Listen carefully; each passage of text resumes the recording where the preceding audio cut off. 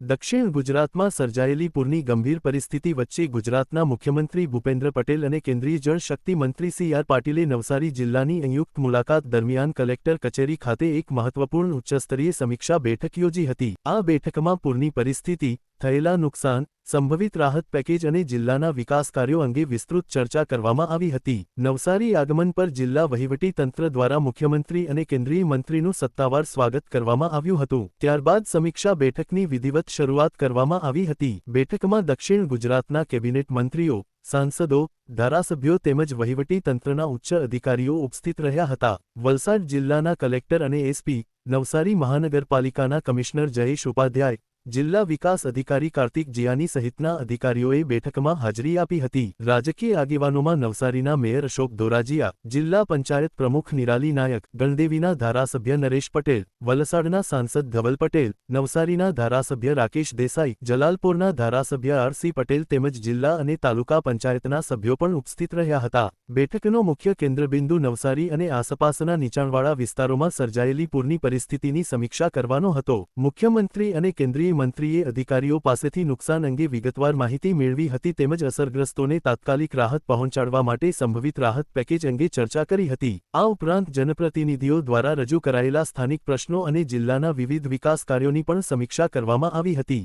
વિકાસ યોજનાઓને સમયમર્યાદામાં પૂર્ણ કરવા અને અસરગ્રસ્ત વિસ્તારોમાં ઝડપી કામગીરી સુનિશ્ચિત કરવા માટે વહીવટી તંત્રને જરૂરી દિશા નિર્દેશો આપવામાં આવ્યા હતા. આજે પધાર્યા હતા. સુરતથી સિત્તોતેર જે રીતે અહીંયા વરસાદ જે ઝડપથી પડ્યો 10 કલાકમાં 15 ઇંચ જેટલો, એટલે તરત જ એમણે નવસારીની વિઝિટ લીધી. નવસારીની અંદર મંત્રીશ્રીઓ, સાંસદશ્રીઓ, ધારાસભ્યશ્રીઓ, ચૂંટાયેલા પદાધિકારીઓ સાથે બેઠક કરી. એમનું જે સજેશન હતું એ સજેશન લીધું અને ત્યારબાદ મંત્રીશ્રીઓની મિટિંગની સાથે સાથે પદાધિકારીઓની સાથે અધિકારીઓને પણ બોલાવ્યા કે શું મુશ્કેલી પડી, શું કરવું જોઈએ, એ સજેશન લઈને સરકારે સત્વરે કોઈ પણ કામની જરૂરિયાત હોય તો આપણે બધા સાથે મળીને સંકલન કરીને કામ કરીશું એની વાત કરી છે. ખાસ કરીને નવસારીને લાગે છે કે જે પૂર્ણા નદી વાળો જે વિસ્તાર છે એ આવો એટલે કે બંધ, એ પાણી આપણું પૂર્ણાનું જયારે ફ્લડ આવે ત્યારે અંદર આવે છે, એ ખૂબ મોટી યોજના છે 300 કરોડની આસપાસ. એના માટે પણ કેન્દ્રીય મંત્રી પાટીલ સાહેબે પણ કહ્યું છે, આપણા પ્રભારી મંત્રી અને શહેરી વિકાસ મંત્રી કનુભાઈ દેસાઈ સાહેબે પણ કહ્યું છે અને કોર્પોરેશન સાથે મળીને આ યોજના બનાવીશું તો આવનારા દિવસોમાં આ જે ફ્લડ એરિયા છે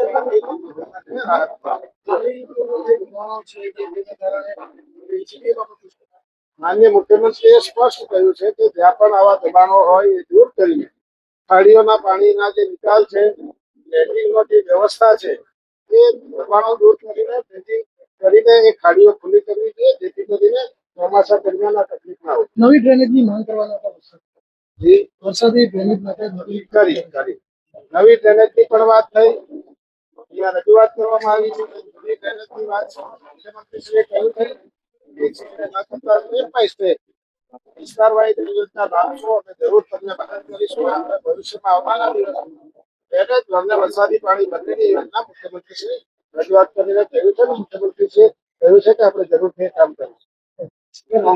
જી ધવલભાઈ, પાછલા દિનોમાં જે ખાસ કરીને દક્ષિણ ગુજરાતમાં અતિ ભારે વરસાદ પડ્યો એના કારણે સુરત, નવસારી અને વલસાડમાં નીચાણવાળા વિસ્તારોમાં પાણી ભરાઈ ગયા અને ફ્લડ જેવી સ્થિતિ આવી. એનું આજે પૂરું રિવ્યુ બેઠક આપણા મુખ્યમંત્રી ભૂપેન્દ્ર પટેલ સાહેબની અધ્યક્ષસ્થાનમાં અને સાથે સાથે આપણા કેન્દ્રીય જલશક્તિ મંત્રી સી.આર. પાટીલ સાહેબની સાથે રાખવામાં આવી. આના અંદર સુરત, એના પછી નવસારી અને વલસાડનું એકદમ વિગતવાર જાણકારી અને રિવ્યુ લીધી.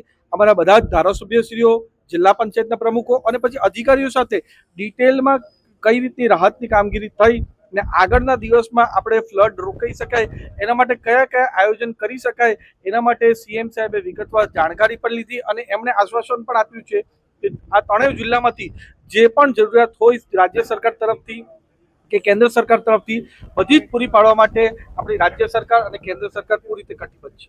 કેટલી સહાય પેકેજ જાહેર થઈ શકે છે, શું લાગે છે? જી, જે આપણા જેટલા દક્ષિણ ગુજરાતની અંદર અતિ ભારે વરસાદ પડ્યો એના કારણે જે વિસ્તારમાં નુકસાન થયું છે એની પણ અમે જાણકારી આપી છે અને મુખ્યમંત્રીશ્રીએ ખાસ અમને કહ્યું છે કે આનું પૂરું ડિટેલ રિવ્યુ લઈને જેટલું રાહતનું પેકેજ કેટલું ડિક્લેર કરી શકે અને સારામાં સારું વધારેમાં વધારે જેનાથી લોકોને તરત સહાય મળે એ રીતનું આયોજન અમારી રાજ્ય સરકાર કરી રહી છે.